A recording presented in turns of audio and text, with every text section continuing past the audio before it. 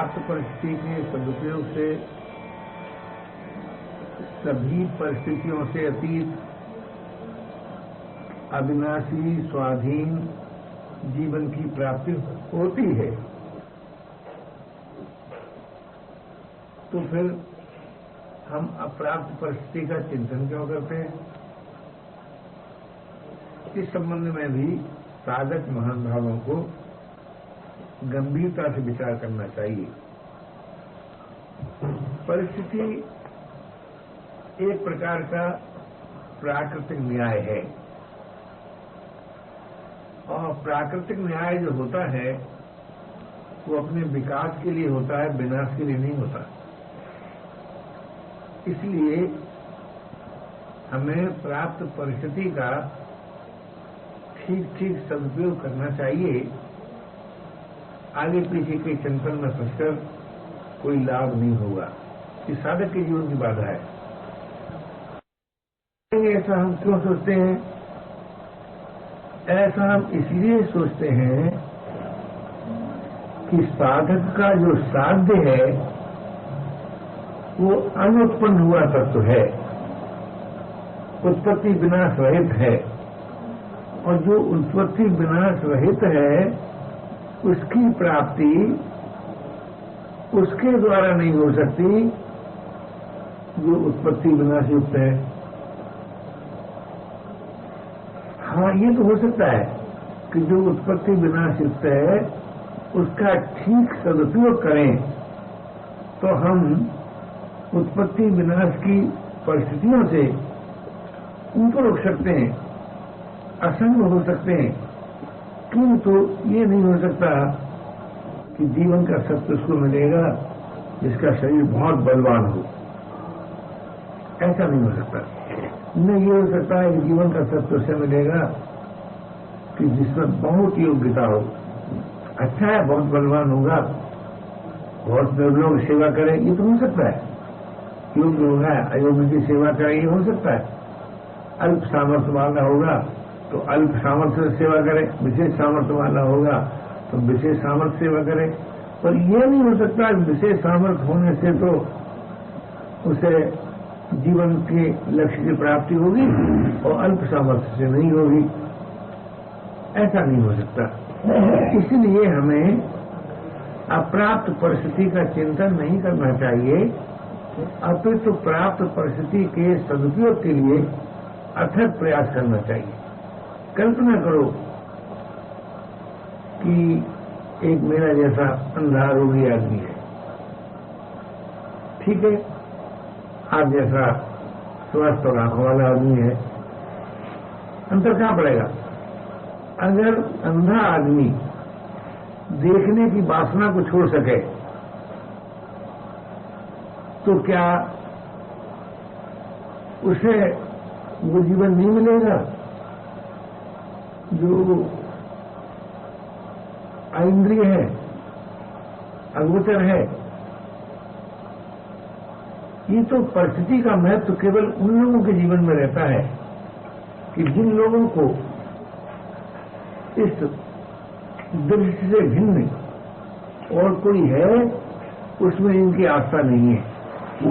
और वहां भी आप देखिए, दृष्टि के भीतर भी, परिस्थिति के अंतर्गत भी विचार करके देखें आप तो सबल और निर्बल दो मिलकर ही संसार का काम चलता है। केवल सबलों से नहीं चलता। यहाँ एक योग्य चिकित्सक चाहिए तो वहां रोगी भी तो चाहिए। और मान लीजिए योग्य चिकित्सक हो, रोगी कोई न हो, तो चिकित्सक का काम चलेगा? क्या रहे? यहाँ एक संपत्तिशाली है, वहां एक निर्धन भी तो चाहिए। अगर निर्धन न हो तो संपत्तिशाली का काम चलेगा? तो बलवान के साथ निर्बल रहता ही है, सुख के साथ दुख रहता ही है। उसी सुख दुख का नाम, उसी सबलता और निर्बलता का नाम परिस्थिति है, और परिस्थिति कुछ है नहीं। इसलिए अगर हम निर्बल हैं तो हमको अचाह होना चाहिए, अगर हम सबल हैं तो हमको उदार होना चाहिए। तो निर्बल को जो सत्य अचाह होने से मिलता है तो उनको वही सत्य उदार होने से मिलता है। तो जैसे उदार होने से जो जीवन मिलता है तो अचाह होने से तो वही जीवन मिलता है। इस दृष्टि से देखा जाए तो सभी परिस्थितियां साधन सामग्री के रूप में है, जीवन के रूप में नहीं है। क्योंकि ऐसा कोई बल है नहीं जिसका नाश न हो। बल का नाश होता है, ऐसी कोई योग्यता है नहीं जिसमें क्षति न हो। तो मैं ये निवेदन कर रहा था कि आज हम एक अपनी वर्तमान परिस्थिति पर ध्यान न देकर एक अप्राप्त परिस्थिति का चिंतन करने लगते हैं, उसमें फंसे रहते हैं, उससे सुखी दुखी होते रहते हैं। तो मानव चेतन प्रणाली ने बात बताई कि साधक के लिए ये बहुत आवश्यक है कि वो प्राप्त परिस्थिति का सदुपयोग तो करे, लेकिन अप्राप्त परिस्थिति के चिंतन में न फंसे। आप कहेंगे तो क्या प्रतिकूलता हमेशा प्रतिकूलता ही रहेगी? ऐसा नहीं है। प्रतिकूलता के सदुपयोग से भी विकास होता है, अनुकूलता के सदुपयोग से भी विकास होता है। हमसे गलती क्या होती है कि हम परिस्थिति को ही जीवन मान लेते हैं। हम अपने जीवन का मूल्यांकन परिस्थिति के अधीन करने लगते हैं कि हाँ वो अमुक आदमी बहुत बड़े आदमी है। क्या बात है साहब? अरे बहुत बड़े मिल उन्होंने, कई मिल उनके पास है। तो अगर मिल के होने से कोई बड़ा आदमी है तो मिल बड़ा आदमी हुआ तो आदमी बड़ा आदमी हुआ? क्या राय? मिल तो बड़ा हो नहीं सकता। क्योंकि मैं आपसे ये नम्र निवेदन करना चाहता हूँ, ये भ्रम हम साधु समाज में भी होता है। साधु समाज क्या सोचता है, चलो कैलाश की यात्रा कर आए तो विशेषता आ जाएगी, अथवा बिल्कुल नंगे रह कर देखें तो विशेषता आ जाएगी। ये तो कह सकते हैं कि भाई कम सामान रखोगे तो तुमको आराम ज्यादा मिलेगा। जिसको पढ़ाई कमाई खाना है, जिसको समाज के आश्रित रहना है, उसकी जरूरतें कम से कम हो तो अच्छी बात है ये। लेकिन नहीं साहब, जब तक नंगे नहीं रहेंगे तब उनका सत्य नहीं मिलेगा। उन्हें जब तक वन में नहीं बैठेंगे तब तक सत्य नहीं मिलेगा। ये सब भ्रम है, ये सब भ्रम है। क्यों? क्योंकि वन में भी आप हमेशा नहीं रह सकते, उसमें भी परिवर्तन आएगा। घर में भी आप हमेशा नहीं रह सकते, उसमें भी परिवर्तन आएगा। कोई भी उत्पन्न हुई वस्तु योग्यता सामर्थ्य एक सी रह नहीं सकती, उसमें परिवर्तन आएगा ही। इसलिए हमें अपनी वर्तमान परिस्थिति का पहले तो ठीक ठीक अध्ययन करना चाहिए और फिर उसका सदुपयोग करना चाहिए। तो जीवन उसे नहीं कहते जो उत्पन्न हो और नाश हो जाए, उसका नाम जीवन नहीं है। वो हमारा साध्य नहीं है, वो हमारा लक्ष्य नहीं है। परमात्मा उसे नहीं कहते जो किसी वस्तु विशेष के द्वारा प्राप्ति हो अथवा जिसकी किसी योग्यता विशेष के द्वारा प्राप्त हो या किसी सामर्थ्य विशेष से जिसकी मिलती हो, उसको परमात्मा नहीं कहते। परमात्मा कहते हैं जिसकी प्राप्ति विश्वास से होती हो। शांति कहते हैं जिसकी प्राप्ति ज्ञान से होती हो। ज्ञान से जिसकी प्राप्ति होती है वो शांति कहलाती है, और विश्वास से जिसकी प्राप्ति होती है वो परमात्मा कहलाता है। तो सर्व दुखों की निवृत्ति कैसे होती है? किसी परिस्थिति से नहीं होती, अचाह होने से होती है, अकिंचन होने से होती है, निर्मम होने से होती है। तो मैं ये निवेदन कर रहा था कि परिस्थिति के आश्रित हमारा विकास नहीं है, हमारा विकास हमारे ही आश्रित है। यदि हम चाहें तो प्राप्त परिस्थिति के सदुपयोग द्वारा सभी परिस्थितियों से अतीत जो अविनाशी स्वाधीन जीवन है उसको प्राप्त कर सकते हैं, अगर हम पसंद करें तो, चाहे हम परिस्थिति कैसी हो। तो अगर ये बात हम लोगों की समझ में आ जाती और मानव समाज इस सत्य को मान लेता कि परिस्थिति परिवर्तन की अपेक्षा परिस्थिति के सदुपयोग का बड़ा महत्व है, तो हर भाई के जीवन में, हर बहन के जीवन में एक उत्साह जगता, एक चेतना आती, एक अपने में भरोसा आता। अरे हम भी उस जीवन को पा सकते हैं जो जीवन कभी भी किसी मानव को मिला है। ये चेतना आ जाती। और ये चेतना जब आ जाती है कि जिसकी प्राप्ति में विकल्प नहीं रहता, संदेह नहीं रहता, उसकी मांग तीव्र हो जाती है। तो हम सबको अपने लक्ष्य की मांग तीव्र हो जाती, और जब मांग तीव्र हो जाती है तो काम नाश हो जाता है, और काम नाश हो जाता है तो मांग पूरी हो जाती है। इस दृष्टि से अगर विचार किया जाए तो हमें वो जीवन मिल सकता है जिस जीवन में अभाव नहीं है, अशांति नहीं है, निरस्ता नहीं है, पराधीनता नहीं है। वो जीवन हम सबको मिल सकता है, क्योंकि हम मानव हैं। क्यों मानव होने की क्या विशेषता है कि मानव होने का अर्थ यह है हमें ज्ञान का प्रकाश मिला है, हमें विश्वास का तत्व मिला है, हमें बल का तत्व मिला है। तो जो बल का तत्व मिला है वो तो निर्बलों की सेवा के लिए है। सेवा में ये नहीं कहा जाता कि जिसके पास विशेष सामर्थ्य होगी उस सेवा का विशेष फल होगा, और अल्प सामर्थ्य जो सेवा की जाएगी उसका अल्प फल होगा, ऐसा नहीं होता। सेवा का फल समान होता है, चाहे किसी त्रिषावंत को अपनी सामर्थ्य के अनुसार एक गिलास पानी पिला दो, और चाहे भाई संपत्तिशाली होकर एक वाटर बॉक्स बना दो, चाहे एक किसी साधारण विद्यार्थी की साधारण सी सेवा कर दो, चाहे वह विश्वविद्यालय बना दो, उसमें कोई फर्क नहीं पड़ता है। सेवा का अर्थ ही है कि सेवक का हृदय सुखासक्ति से रहित होकर स्वाधीन हो जाता है। सुख की आसक्ति उसमें नहीं रहती, सेवा में फल की आसक्ति भी नहीं रहती। सेवा का फल सच पूछे स्वभाव से होने वाला त्याग और प्रेम है। अगर आपके जीवन में सेवा है तो आपको त्याग और प्रेम मिलेगा। ये न सोच लिया जाए कि जो आदमी एक बैठा हुआ गद्दी पर सेवा का कार्य कर रहा है, दूसरों को आज्ञा दे रहा है ऐसा करो ऐसा करो, उसकी बड़ी सेवा है, और जो आज्ञा मान रहा है उसकी छोटी सेवा है, ऐसा भ्रम नहीं सोचना चाहिए। मामूली चौकीदार की जो सेवा है वो उसका जो फल बनेगा प्राइम मिनिस्टर की सेवा का वही फल बनेगा। एक साधारण स्थिति के आदमी का जो फल बनेगा एक असाधारण स्थिति के आदमी का वही फल बनेगा। क्योंकि सेवा में सेवक को कुछ लेने की बात नहीं होती, जो अपने पास है उसके देने की बात होती है।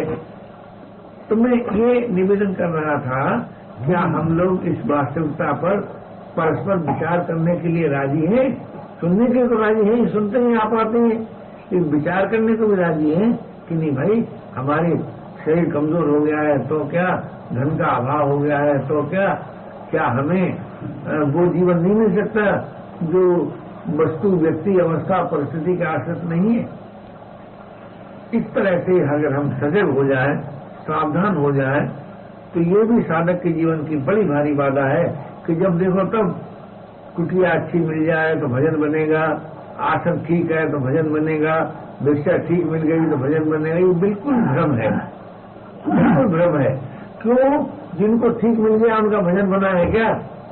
अरे भजन तो कब बनेगा? जब हम अपने सेव्य को, जिसका हमें भजन करना है, उसमें अपनी आत्मीयता स्वीकार करेंगे तब भजन बनेगा। अचाह होंगे तब भजन बनेगा, स्वाधीन होंगे तब भजन बनेगा। क्या वस्तु योग्यता सामर्थ्य से भजन बनेगा? तो नहीं भजन बनता है। स्वाधीन होने से भजन बनता है, अचाह होने से भजन बनता है, प्रेमी होने से भजन बनता है। तो प्रेम किसी परिस्थिति से तो जलता नहीं है, प्रेम तो मनुष्य की अपनी व्यक्तिगत मांग है। क्या आप नहीं सोच जानते हैं कि अगर कोई प्रेमी होता है तो उसके प्रति तुम्हारा आचरण होता है कि नहीं? अपने अपने प्रेमियों के प्रति लोगों का आचरण होता है कि नहीं होता? और जो सभी का प्रेमी हो, विश्व का भी और विश्वनाथ का भी, तो उसके प्रति सभी का आचरण नहीं होगा। तो क्या आप और हम इस बात में पराधीन हैं कि हम सभी को प्यार भरी दृष्टि से देखें, प्यार भरे वाणी से बोले, प्यार भरे कानों से सुने? ये तो पराधीन तो है नहीं। प्रेमी सबको प्रिय होते हैं।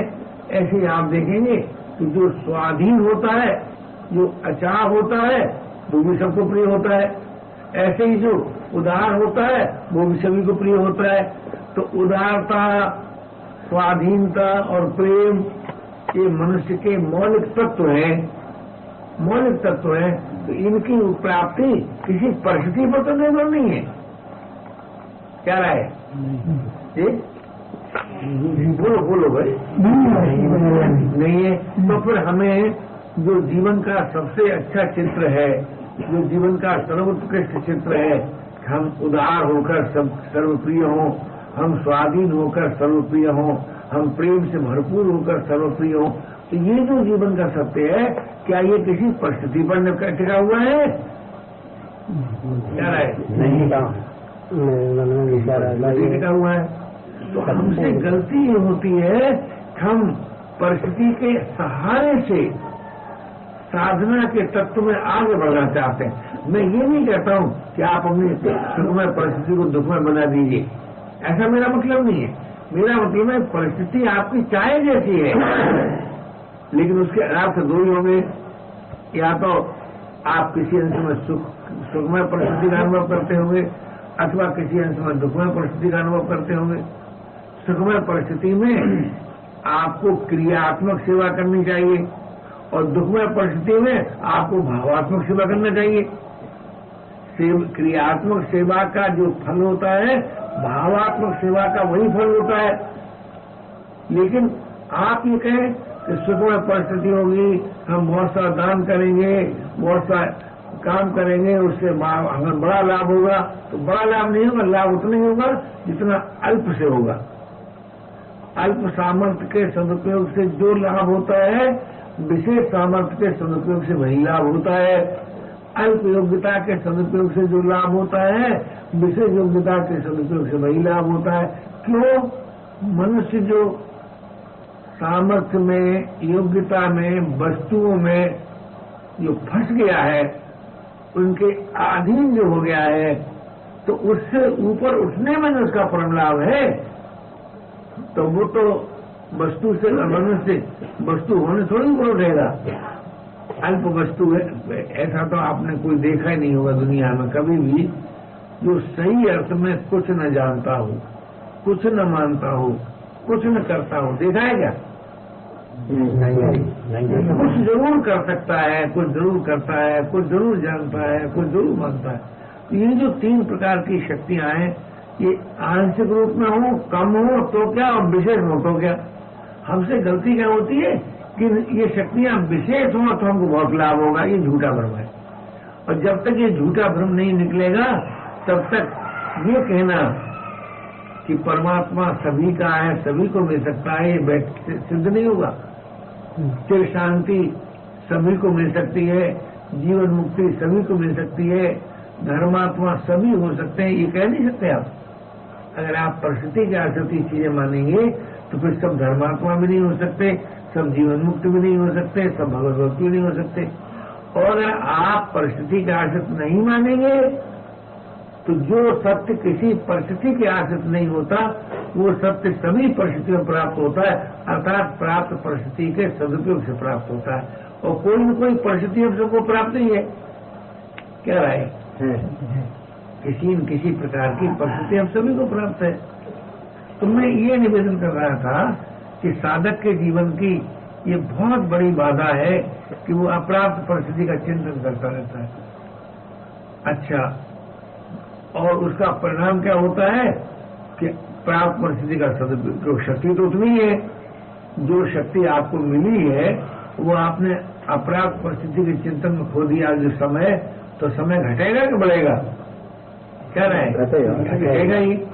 इसलिए अप्राप्त परिस्थिति के चिंतन में जो हम समय लगा देते हैं, जो हम शक्ति लगा देते हैं, वही समय, वही शक्ति यदि हम प्राप्त परिस्थिति के सदुपयोग में लगा दे तो हम सबको वो जीवन जो सभी परिस्थितियों से अतीत है, विलक्षण है, यानी जो परिस्थितियों की सीमा में आबद्ध नहीं है, वो जीवन हमें उसी शक्ति के सदुपयोग से मिल जाए जो शक्ति हमको आपको प्राप्त है।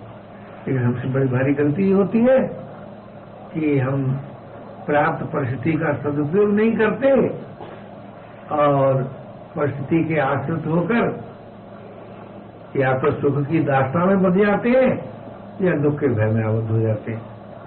तो सुख की दास्ता में बंधा रहना अथवा दुख के भय से आबद्ध हो जाना, ये मानव जीवन का बहुत बड़ा अनादर है, बड़ा अपमान है। ठीक है, सुख है तो उसको बांट करके दुखियों को बांट देंगे, दुख है त्याग को अपना कर सुख उठ जाएंगे।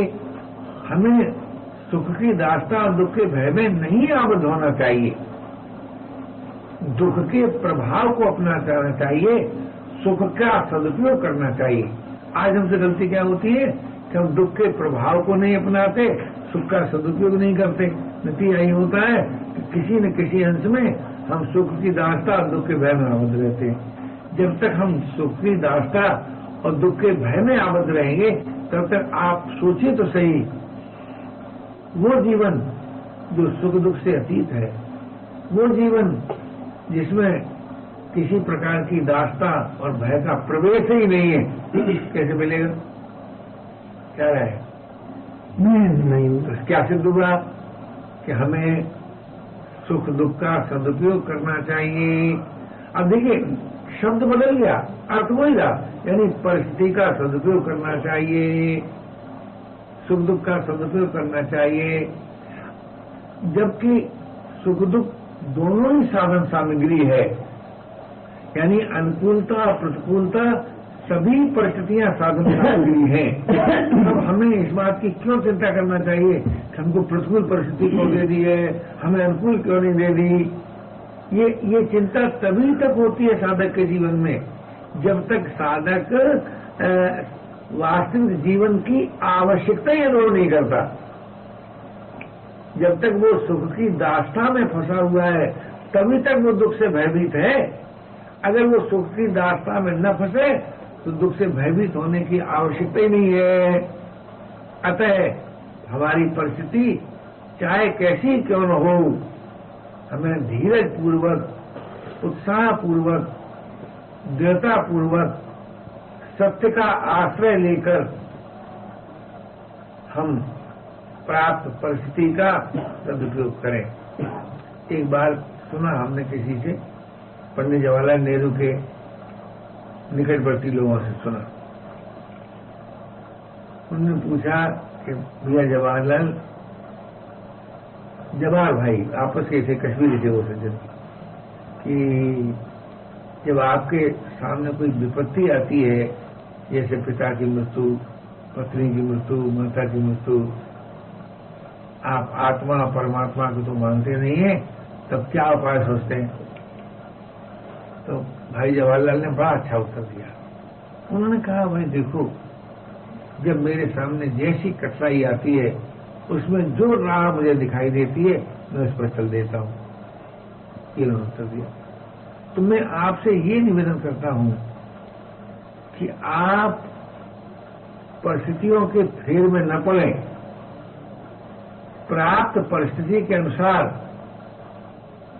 सुख दुख का दुरुपयोग न करें। दुख का दुरुपयोग क्या है? उसके भय में आबद्ध होना। सुख का दुरुपयोग क्या है? उसकी दास्ता में आबद्ध होना। सुख दुख का सदुपयोग करें, अनुकूलता प्रतिकूलता का सदुपयोग करें।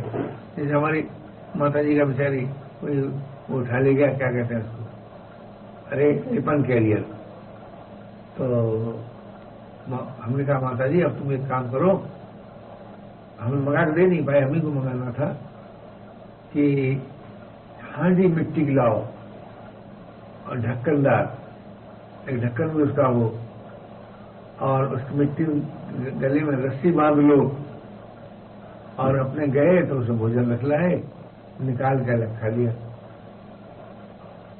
तो उसको कोई उठा नहीं ले जाएगा। वैसे तो बड़े आश्चर्य की बात है,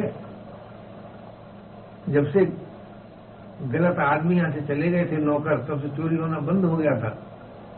अब किसने गलती की है तो भगवान जाने, वो जाने, करने वाला हम तो नहीं जानते, लेकिन ये रहने वाले लोगों के, आसपास के लोगों की गलती है, उन्होंने टिफन उठा लिया। तो हर परिस्थिति तो आएंगी, परिस्थिति ना आए ऐसी बात तो नहीं, कभी अनुकूल आएगी तो प्रतिकूल आएगी, लेकिन हमें उसका सदुपयोग करना चाहिए। तो हर परिस्थिति के सदुपयोग से परिस्थिति अतीत जीवन मिलता है। इस बात में किसी भाई को किसी बहन को विकल्प हो तो प्रश्न करो, और परिस्थिति से जीवन मिलता है तो समझाओ वो जीवन क्या तत्व है तुम्हारा, वो कौन सा तत्व है जो परिस्थिति से मिलता है। कोई बताए समझाए बोले, और आप लोगों ने तो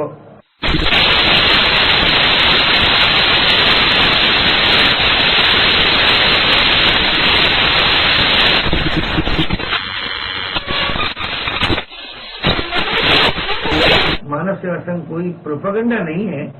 मानव सेवा संघ तो साधकों का संघ है, और साधक समुदाय को परस्पर में विचार विनिमय जरूर करना चाहिए, क्योंकि विचार विनिमय करने से आपका सत्य आपके सामने आ जाएगा। हमसे गलती क्या होती है कि हम अपने सत्य को अपने सामने न रखकर अपने सत्य को दूसरों को समझाना चाहते हैं, वही मनुष्य असफल होता है। हमें अपने सत्य को स्वयं अपनाना चाहिए, और जैसा जैसा हम अपने सत्य को अपनाते चले जाएंगे वैसे वैसे हमारा विकास होता जाएगा, और जैसे जैसा हमारा विकास होता जाएगा वैसे ही समाज को एक उदाहरण देखने को मिलेगा, और समझने को मिलेगा, और सोचने को मिलेगा, और उससे दूसरा भी उत्साह पैदा होगा। तो सबसे बड़ा उपदेष्टा कौन है? जो जीवन से उपदेश करता है, वो सबसे बड़ा वक्ता है, सबसे बड़ा पंडित है, सबसे बड़ा सुधारवादी है। और सबसे घटिया कौन है? जो परिचर्चा कर करके उपदेश करता रहता है, कभी व्यक्तियों की चर्चा, कभी परिस्थितियों की चर्चा, इस परिस्थिति में ऐसा हो जाए, ऐसा ये सब करता है। तो मैं ये निवेदन कर रहा था कि हर भाई को, हर बहन को जब एक सत्य आपके सामने रखा गया तो इस साधक के लिए क्या उपयोगी है? पर्याप्त परिस्थिति है। और सबसे घटिया कौन है? जो परिचर्चा कर करके उपदेश करता रहता है, कभी व्यक्तियों की चर्चा, कभी परिस्थितियों की चर्चा, इस परिस्थिति में ऐसा हो जाए, ऐसा जाए, ये सब करता है। तो मैं ये निवेदन था कि हर भाई को, हर बहन को जब एक सत्य आपके सामने रखा गया तो इस साधक के लिए क्या उपयोगी है? पर्याप्त परिस्थिति है। और सबसे घटिया कौन है? जो परिचर्चा कर करके उपदेश करता रहता है, कभी व्यक्तियों की चर्चा, कभी परिस्थितियों की चर्चा, इस परिस्थिति में ऐसा हो जाए, ये सब बताया जाता है। तो मैं ये निवेदन था कि भाई को, हर बहन को जब एक सत्य आपने रखा गया साधक, तो इसके लिए क्या उपयोगी है? पर्याप्त है। और सबसे कौन घटिया है? जो